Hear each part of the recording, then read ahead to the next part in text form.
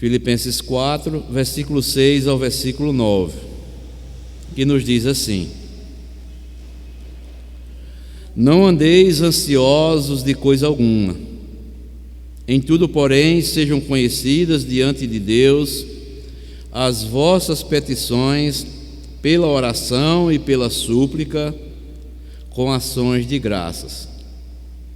E a paz de Deus, que excede todo o entendimento, guardará o vosso coração e a vossa mente em Cristo Jesus. Finalmente, irmãos, tudo que é verdadeiro, tudo que é respeitável, tudo que é justo, tudo que é puro, tudo que é amável, tudo que é de boa fama, se alguma virtude há e se algum louvor existe, seja isso o que ocupe o vosso pensamento. O que também aprendestes e recebestes e ouvistes e viste em mim, isso praticai, e o Deus da paz será convosco. Irmãos, quarta-feira passada, nós iniciamos o tema aqui no capítulo 4, sobre permanecendo firmes na fé, parte 1.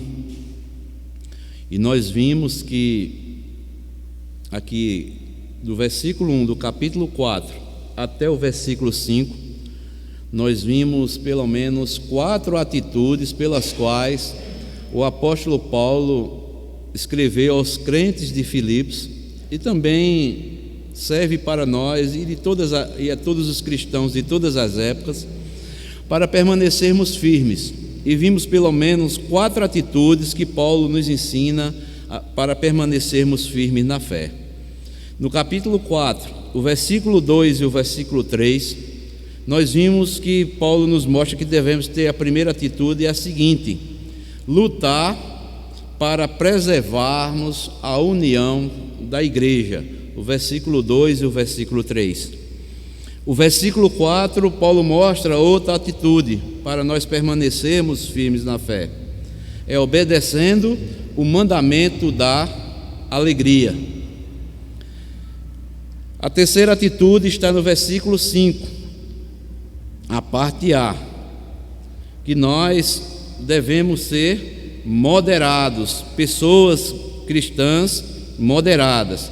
Seja a vossa moderação conhecida de todos os homens. E a quarta atitude para permanecermos firmes na fé é que temos que entender que o Senhor está perto do seu povo. E nós vimos os dois sentidos: tanto está perto, de nós, todos os dias habitando em nós, pois o Espírito Santo habita dentro de cada um cristão. E vimos também que Jesus Cristo está perto, que Ele vai retornar, e que devemos também estarmos preparados para um encontro maravilhoso com o Senhor Jesus Cristo. Hoje, com a graça de Deus, se Deus quiser, nós vamos concluir mostrando pelo menos mais 3 atitudes para que possamos permanecer firmes na fé. E a quinta atitude para permanecermos firmes na fé, segundo o apóstolo Paulo, se encontra aí no versículo 6 e o versículo 7, que diz assim: Não andeis ansiosos de coisa alguma, em tudo, porém, sejam conhecidas diante de Deus as vossas petições pela oração e pelas súplicas, com ações de graças.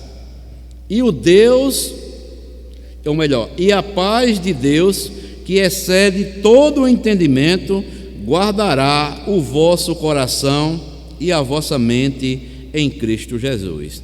Então, para permanecermos firmes na fé, devemos ter uma quinta atitude: nós estarmos nos libertando de toda e qualquer ansiedade.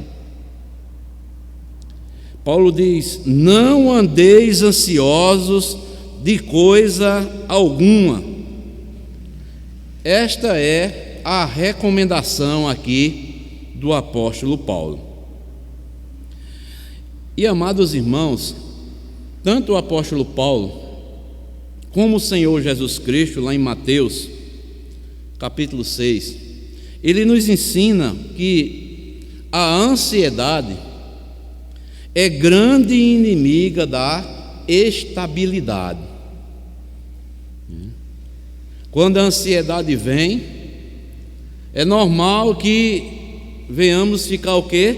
Desestabilizados. Ela vem para nos desestabilizar.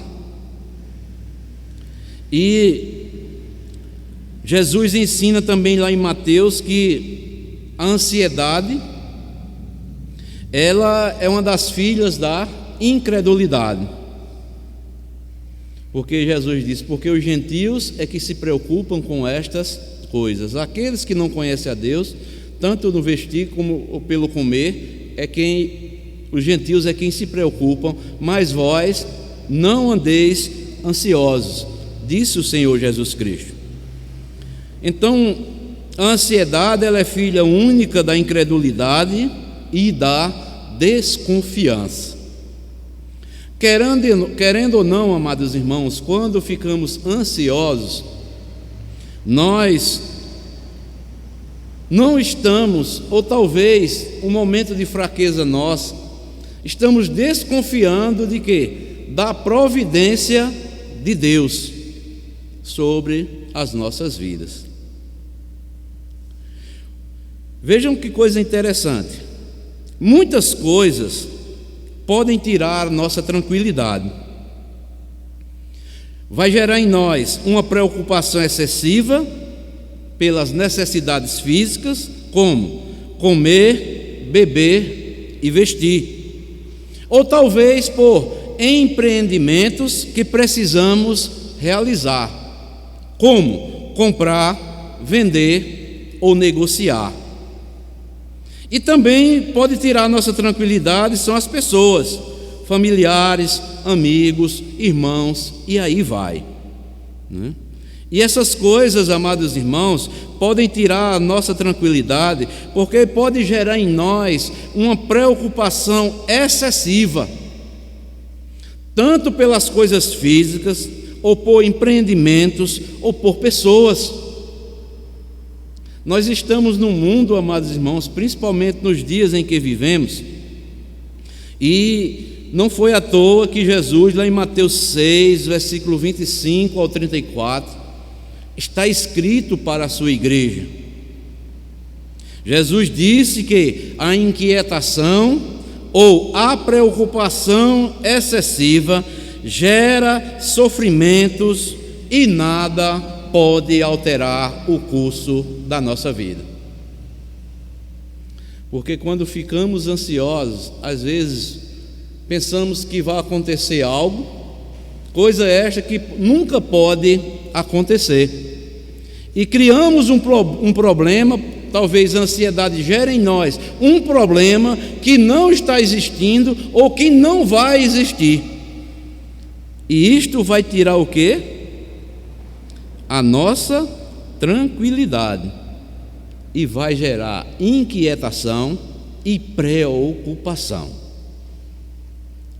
Os dias em que estamos vivendo, não é? Tantas incertezas, não é? A crise que assola o nosso país, o mundo, não é? E tantas outras coisas que pode trazer, problemas familiares, e aí vai, não é? Se nós nos deixarmos levar por isso, amados irmãos, nós vamos ficar inquietos, e pode essa inquietação ser uma coisa excessiva, e nós vamos sofrer antecipado por coisas que talvez nunca aconteceu ou nunca irá acontecer. E Paulo aqui mostra: não andeis ansiosos de coisa alguma. E Paulo vai mostrar aqui que o remédio para a ansiedade é oração e súplicas. Não andeis ansiosos de coisa alguma. Aí Paulo diz: em tudo, porém, sejam conhecidas diante de Deus as vossas petições pela oração e pelas súplicas com ações de graças. Então o apóstolo Paulo mostra aqui que o remédio para a nossa ansiedade é oração e súplicas ao Senhor. Coloque tudo diante do Senhor. Em tudo, porém, sejam conhecidas diante de Deus. Se derrame diante de Deus. Ore, suplique a Deus. O remédio é esse. Tem tantas pessoas ansiosas, pessoas cristãs.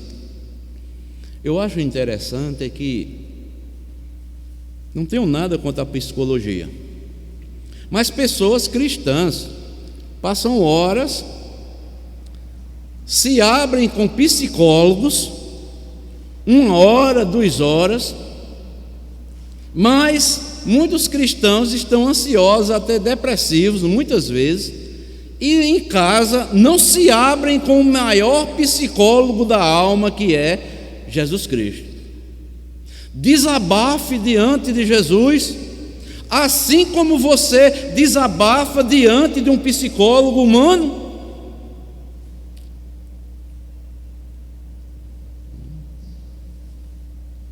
Porque Jesus, amados irmãos, Ele fala que está conosco todos os dias, até a consumação dos séculos. Então, quando bater a ansiedade, ou se estamos ansiosos, ou quando ficarmos ansiosos, Paulo diz que o remédio para a ansiedade é oração e súplicas ao Senhor. Derrame sua alma diante do Senhor. Ore, suplique ao Senhor, mostre tudo aquilo que está dentro de você. Veja o que é que diz. Olha a promessa de Deus para o seu povo, que é a sua igreja. Abram aí, Salmo 62, o versículo 8. Não desmarquem aí, Filipenses. Salmo 62, 62.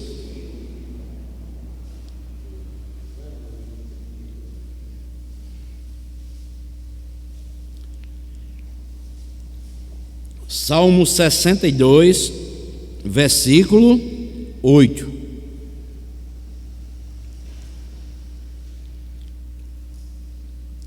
Você, quando estiver ansioso ou ansiosa, derrame sua alma em oração e súplica, e lembre desse versículo aqui, olha. Confiai nele, ó povo, em todo o tempo, derramai perante ele o vosso coração. Deus é o nosso refúgio. Confiai nele, ó povo, em todo tempo, não em alguns momentos, em todo tempo. Derramai perante ele o vosso coração. Nós sabemos que aqui coração é todo o nosso ser. Deus, Ele é o nosso refúgio. Verdade é, amados irmãos, que muitas das vezes, quando nós oramos, nós não suplicamos, como diz aqui o salmista: confiai nele, ó povo, em todo tempo. Às vezes nós oramos e até suplicamos, mas nós oramos, suplicamos, desconfiando se Deus realmente vai agir em nosso favor. Mas o salmista diz aqui: confiai nele, ó povo, em todo tempo, derramai perante ele o vosso coração. Confie, não desconfie, porque Deus pode todas as coisas. Irmãos, E o apóstolo Paulo assim que o diga. Quantas dificuldades, quantos problemas o apóstolo Paulo enfrentou em sua vida cristã e na carreira que Deus preparou para o apóstolo Paulo, a carreira que estava proposta para o apóstolo Paulo. E quando Paulo diz aqui, com certeza, ele vivenciou aqui o que ele fala aos filipenses: não andeis ansiosos em coisa alguma, em tudo, porém, sejam conhecidas diante de Deus as vossas petições. Eu acho maravilhoso que diz aqui, olha, pela oração e pela súplica com ações de graças. Se derrame diante dele, confie nele e dê graças a Deus por toda e qualquer situação, com ações de graça. Paulo aqui acrescenta que as orações, junto com as súplicas, devem ser acompanhadas pela gratidão, o que implica em humildade e submissão à vontade de Deus por parte de quem ora. É interessante isso aqui, amados. Com ações de graças, Paulo acrescenta que as orações, as súplicas devem ser acompanhadas pela gratidão, o que implica em humildade e submissão à vontade de Deus por parte daquele que está orando e suplicando a Deus.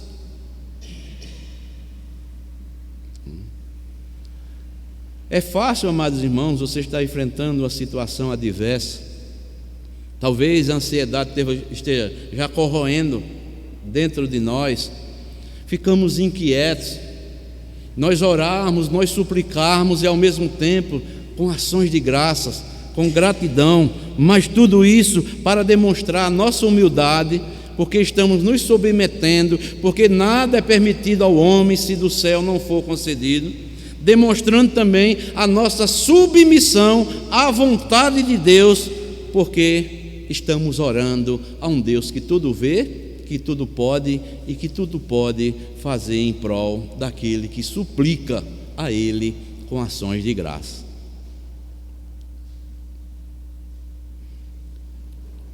Comentarista bíblico William Hendricks, ele era pastor presbiteriano. Ele comentando aqui esse versículo, ele diz o seguinte: oração sem ação de graças é como um pássaro sem asas. Não pode subir ao céu, nem tampouco pode ter aceitação de Deus. Oração sem ação de graças é como um pássaro sem asas.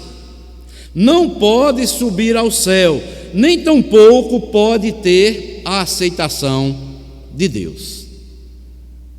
Amados irmãos, eu meditando aqui nessa passagem bíblica, e me veio à mente uma coisa interessante.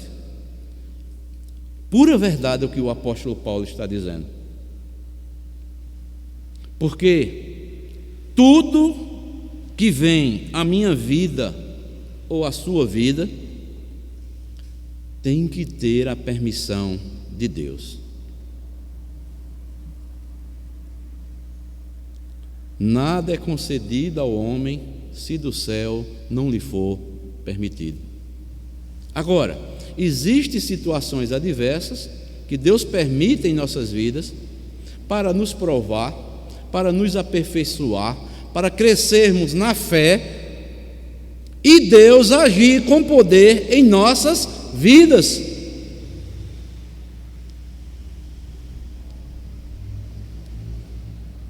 E Paulo diz aqui, quando nós oramos, suplicamos com ações de graças, no versículo 7, olha o que é que Paulo diz: e a paz de Deus, que excede todo o entendimento, guardará o vosso coração e a vossa mente em Cristo Jesus. Então Paulo diz aqui que o resultado da oração, da súplica com ação de graças, é o recebimento da paz de Deus. Deus derrama paz a um coração aflito, necessitado, carente, talvez até ansioso. Isso é fé. Olha a outra promessa, está lá em Isaías, para o povo de Deus, o profeta Isaías. Abram aí Isaías 26, livro do profeta Isaías 26.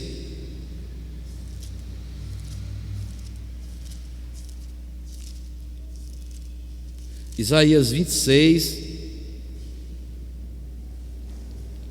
Isso é maravilhoso esse texto. Tem até um corinho que cantava antigamente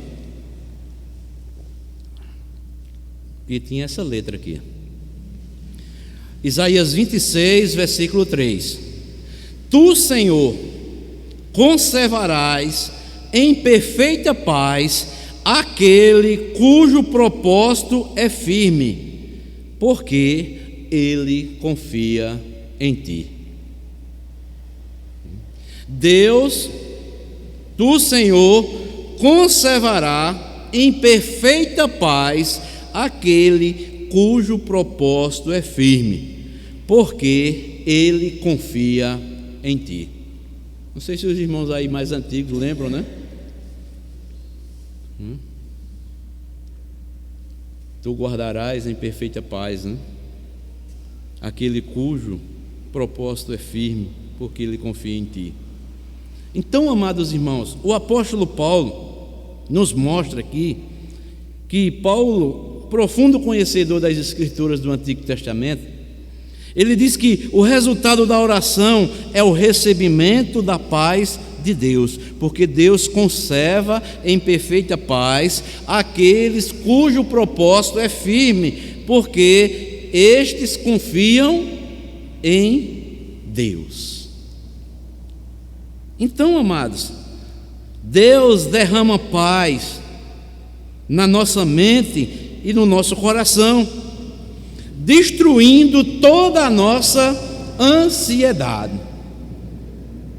Só há um remédio aqui, segundo Paulo: oração, súplicas com ações de graças, e Deus vem e derrama a paz de Deus, a própria paz dele, destruindo toda a nossa ansiedade. Só a paz de Deus, quando Deus derrama em nossos corações de uma forma plena, perfeita, é que deixamos a ansiedade e ficamos curados deste mal que destrói a alma de muitas pessoas, porque tira a tranquilidade, as pessoas ficam inquietas, desconfia de tudo e de todos,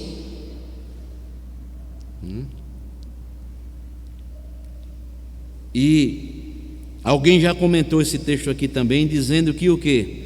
Quando Paulo diz: e a paz de Deus, que excede todo o entendimento, guardará o vosso coração e a vossa mente em Cristo Jesus. Alguém já disse o seguinte: a paz aqui é comparada como um oficial divino que guarda e protege o nosso mundo interior, que só Deus conhece o que está dentro de cada um de nós.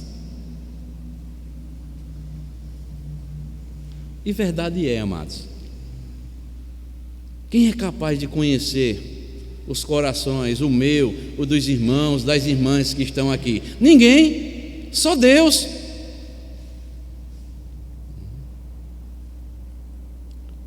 O remédio para a ansiedade é oração, súplica com ações de graça. E Deus vem, manda o antídoto dele para matar, destruir toda a ansiedade. A paz de Deus, que excede todo o entendimento, vai guardar o vosso coração, todo o nosso ser e a vossa mente em Cristo Jesus. Então, amados, esta é a quinta atitude que o apóstolo Paulo nos mostra aqui para permanecermos firmes na fé. Liberte-se da ansiedade. Não deixe a ansiedade tomar conta do seu ser. Ore, suplique com ações de graça, que Deus certamente vai trazer a cura para a sua alma.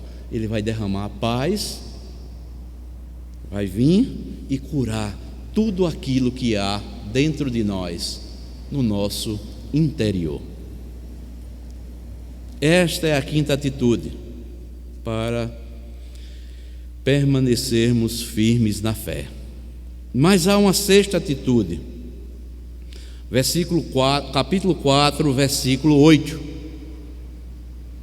Diz assim: finalmente, irmãos, tudo que é verdadeiro, tudo que é respeitável, tudo que é justo, tudo que é puro, tudo que é amável, tudo que é de boa fama, se alguma virtude há, se algum louvor existe, seja isso que ocupe o vosso pensamento.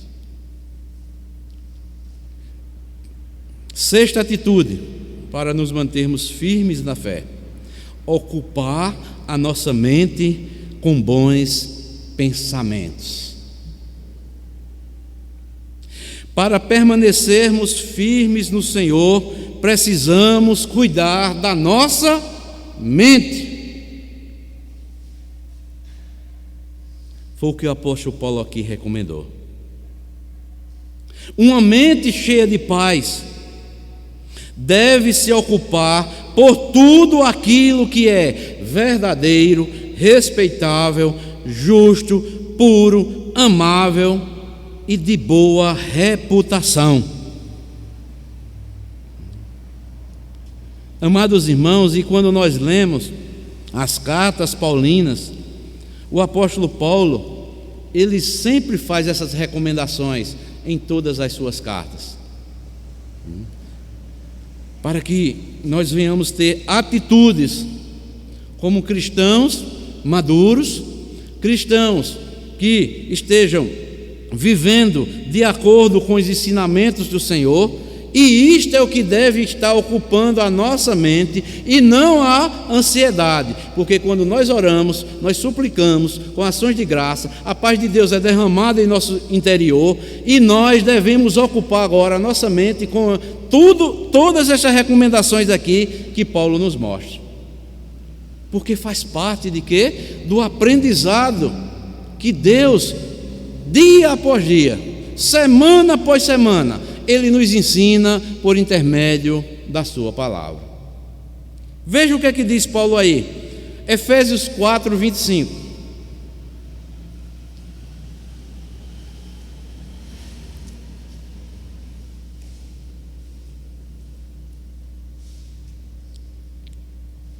Uma mente cheia de paz deve ocupar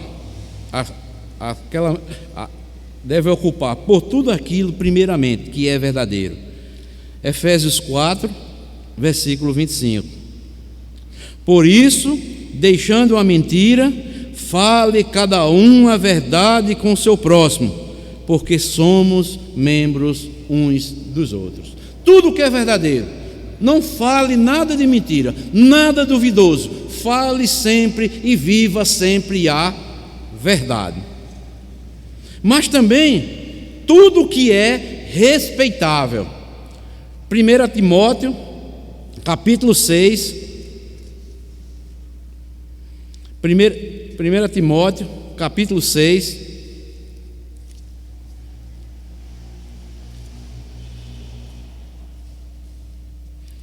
O versículo 2.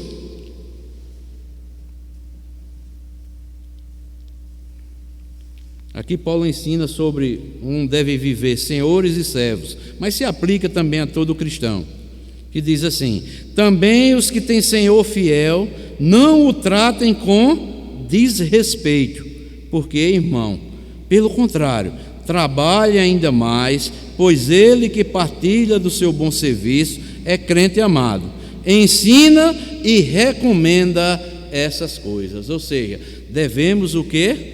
Ocupar nossa mente com tudo aquilo que é respeitável. Devemos respeitar todos os nossos irmãos, devemos respeitar todas as pessoas como crentes amados no Senhor.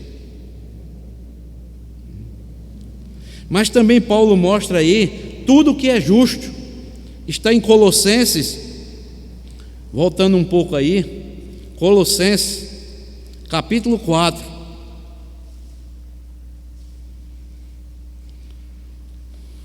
Versículo 1.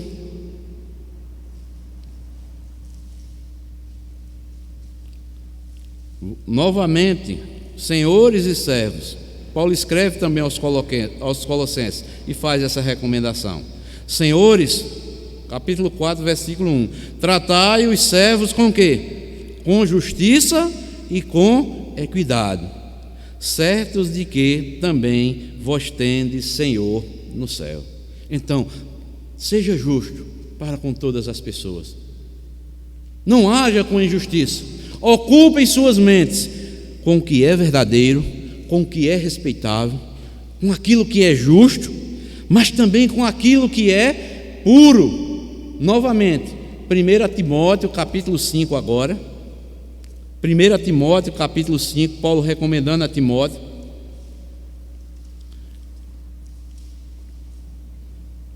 Versículo 1 Timóteo 5, 22.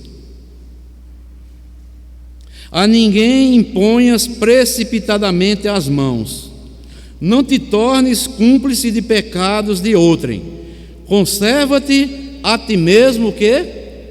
Puro. Tudo que é puro, seja isso que ocupe a vossa mente. E Paulo aqui está fazendo a recomendação na imposição, né, das mãos sobre as pessoas que são chamadas para serem presbíteros. E Paulo vai recomendar: a ninguém imponhas precipitadamente as mãos, não te tornes cúmplice de pecados de outrem. Não tenha pressa, que Deus vai mostrar. Aqueles que são vocacionados para o presbitério, não tenha pressa, para que você depois não se torne cúmplice das suas obras más. Lembrando aqui do pastor Armando. O pastor Armando dizia o seguinte: tem pastores que têm uma facilidade de ordenar presbítero e diáconos como que ordena qualquer outra pessoa para qualquer cargo em qualquer empresa. Por isso que muitas vezes, muitos, por não receberem, serem precipitados, não esperar o tempo de Deus, porque a recomendação, Paulo diz aqui, que ele tem que demonstrar boas obras, tem que ser experimentado. Está aí no versículo 25, que ele diz que depois, estes que ordenam de forma precipitada, depois eles vão fazer parte das obras más que estes estão praticando. Pessoas que nunca foram vocacionadas, diáconos que nunca foram vocacionados, presbíteros que nunca foram vocacionados. Pessoas têm facilidade de impor as mãos sobre a cabeça de alguém para o presbitério e para o diaconado. E depois vem o quê? A vergonha para o próprio pastor que ordenou, porque ele vai se tornar cúmplice dos pecados daqueles que nunca deveriam ter imposto as mãos sobre eles. Aí você pode estar perguntando: como, pastor? As pessoas dizem logo: foi o pastor que ordenou isso aí, Viu que não tinha condição de ser diácono e ordenou. que não tinha condição de ser presbítero e ordenou. Então é culpa dele. Então, amados irmãos, não é brincadeira não, ministério. Tanto para pregar, como para viver e até para ordenar oficiais na igreja, pessoas para o ministério. Só Deus é quem sabe e conhece. Precisa muita paciência. Não se precipitar. É melhor ir pela recomendação bíblica do que sermos precipitados. Mas Paulo diz que nós devemos nos manter puros, a recomendação que ele faz a Timóteo, mas também sermos pessoas amáveis. Efésios capítulo 5, tudo que é amável. Efésios 5, esse texto aqui, amados irmãos, quando eu leio, eu me vejo assim, eu digo: Senhor, tenha misericórdia de mim. Mas para isso eu fui chamado, só a tua graça na minha vida. Efésios 5, versículo 1 e o versículo 2, que diz assim: sede, pois, imitadores de Deus, como filhos amados. E Paulo diz aqui, filhos amados, por quê? Porque o filho deve imitar ao seu pai espiritual, que é Deus. Por isso que ele diz: sede, pois, imitadores de Deus, como filhos amados. Como é que nós imitamos a Deus, nós que somos filhos de Deus? Ele diz: e andai em amor, como também Cristo nos amou e se entregou a si mesmo por nós, como oferta e sacrifício a Deus em aroma suave. Está vendo aqui que amar, amados irmãos, a prática do amor é um sacrifício espiritual, é um amor sacrificial, é um amor ágape. Como também Cristo nos amou e se entregou a si mesmo por nós, como oferta e sacrifício a Deus. Então Paulo está mostrando aqui, você não espere que as pessoas demonstrem amor sacrificial por outros, não.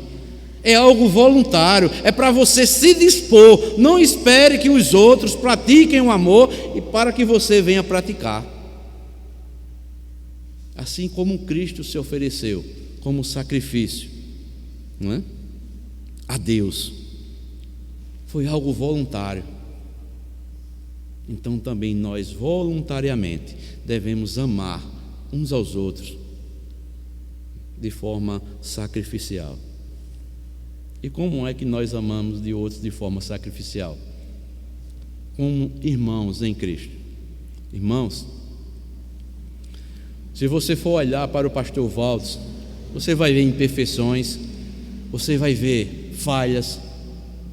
Se olhar para os irmãos também, eu vou ver falhas em todos. Mas quando eu olhar para os irmãos e os irmãos olharem para o pastor Valdes, devem olhar e ver em mim e eu ver nos irmãos, sabe quem? Jesus Cristo. Eu amo vocês, meus irmãos, primeiramente porque eu fui chamado com a mesma vocação, porque eu vejo Cristo na sua vida. Você é um irmão amado, Cristo amou a mim e amou a você. Por isso nós devemos nos sacrificar para amarmos o quê? Uns aos outros como Cristo nos amou. Porque se alguém for olhar para mim, ver o pastor Valdes e olhar para os irmãos, ver quem são os irmãos, nós somos falhos, irmãos. Nós não vamos conseguir amar. Mas eu vejo Cristo. Meu irmão falha, o pastor Valdes falha, mas isso, estamos num processo de santificação. Vamos amar, vamos conviver, vamos fazer tudo para vivermos unidos, praticando o amor e libertando-se cada vez mais de males que tentam abafar aquilo que devemos fazer para glorificarmos a Deus. Tudo que é amável, né? E de boa fama. E o que é isso? Fala da nossa boa fama, da nossa conduta ou reputação. Como é que está a nossa reputação diante uns dos outros e diante daqueles que estão vivendo aí no mundo. E lembrando aqui de um texto que está lá em Atos capítulo 6, versículo 3, quando a igreja teve necessidade para suprir a demanda das viúvas que estavam carecendo de assistência, reuniu a igreja, os apóstolos, e mandaram escolher dentre eles homens cheios do Espírito Santo e de boa reputação. Está lá. Então, tudo que devemos ocupar a nossa mente depois de estarmos orando, suplicando, com ações de graça, e a paz de Deus for derramada em nossos corações, a nossa mente deve ser ocupada com tudo que é verdadeiro. Devemos ser verdadeiros. Tudo que é respeitável, devemos respeitar uns aos outros. Devemos agir com justiça. Tudo que é justo, tudo que é puro, cada vez mais nos purificarmos para a glória de Deus. Tudo que é amável, devemos cada vez mais desenvolver, estar clamando a Deus misericórdia, graça, para podermos amar como Cristo nos amou. E devemos dar bom testemunho, termos uma boa reputação na igreja e fora da igreja. E Paulo mostra aqui, finalizando, mostrando que o quê? Ele diz: se alguma virtude há, se algum louvor existe, pensem nisso. O que é que Paulo quer dizer? Vocês querem demonstrar que são pessoas espirituais? Vocês querem trazer glória a Deus? Então, ocupem as vossas mentes em tudo isto que eu estou mandando vocês ocupar. E podemos ver, amados, que todas essas virtudes aqui, que Paulo alista, lá em Gálatas capítulo 5, versículo 22 e 23, ele vai mostrar que tudo isso faz parte do dom espiritual do Espírito Santo em nossas vidas. O fruto do Espírito é amor, benignidade, longanimidade, paciência, mansidão, domínio próprio, e aí vai. Ou seja, o conteúdo da nossa mente determinará a nossa atitude e a nossa prática. Isso é interessante. O conteúdo do que está na nossa mente vai determinar a nossa atitude e as nossas práticas. Se a minha mente estiver com a verdade, se eu sou uma pessoa que respeito, se eu sou uma pessoa que busca sempre o que é justo, sempre o que é puro, sempre o que é amado de boa reputação, amados irmãos, a nossa atitude, a nossa prática vai ser vista e vai redundar em glória para Deus. Por isso que Paulo diz: se alguma virtude há, se algum louvor existe, seja isso que ocupe a vossa mente. Por quê? Aquilo que está na nossa mente vai determinar as nossas atitudes e a nossa prática no nosso dia e no nosso viver diário, de uns para com os outros. Vai ser visto. Também o contrário é verdadeiro. Se a nossa mente estiver tudo com aquilo que é mentiroso, que é desrespeitável, que é injusto, que é impuro, que não ama e que não traz boa reputação, vai ser visto na nossa vida. Porque o que está na nossa mente é o que determinará nossas ações e as nossas atitudes. O pensar santo coopera positivamente para a nossa estabilidade espiritual. Porque o salmista diz: bem-aventurado aquele que na sua lei medita de dia e de noite. Porque quem medita na palavra de Deus dia e noite, sempre está buscando, meditando, conhecendo, colocando em prática, vai refletir em atitudes e vai demonstrar que é um verdadeiro cristão, porque a palavra ela só tem valor se for colocada em prática. Então, esta é a sexta atitude para nos mantermos firmes na fé. Ocupe a sua mente com bons pensamentos. E a sétima e última atitude para nos mantermos firmes na fé. Versículo 9, agora de Filipenses, para nós concluirmos. O que aprendestes e recebestes e ouvistes e viste em mim, isso praticai. Olha só. E o Deus da paz será convosco. A sétima e última atitude para nos mantermos firmes na fé. Pratiquemos aquilo que já aprendemos da parte de Deus. A firmeza espiritual fundamenta-se em praticar aquilo que já ouvimos e aprendemos. Por isso que o apóstolo Paulo, nós já vimos lá no capítulo 3, versículo 16, né? Paulo traz a responsabilidade para ele, né? Mostrando que o quê? Né? Paulo diz: todavia, andemos de acordo com o que já alcançamos. Então, se já alcançamos conhecimento que Deus tem nos dado, então andemos conforme aquilo que já alcançamos, o conhecimento que Deus já tem nos dado. Jesus disse que, o verdadeiro cristão é aquele que ouve e pratica os ensinamentos da palavra de Deus. A pessoa que ouve e pratica a Bíblia é comparada a uma pessoa que construiu uma casa sobre a rocha, a qual fica firme no meio das agressões desestabilizadoras. Aquele que está firme na rocha, aquele que está meditando na sua palavra, está praticando, não abre, mesmo que as circunstâncias sejam adversas, mas eu vou continuar ocupando minha mente com o que é verdadeiro, com o que é respeitável, com o que é justo, com o que é puro, com o que é amável. Vou continuar dando bom testemunho.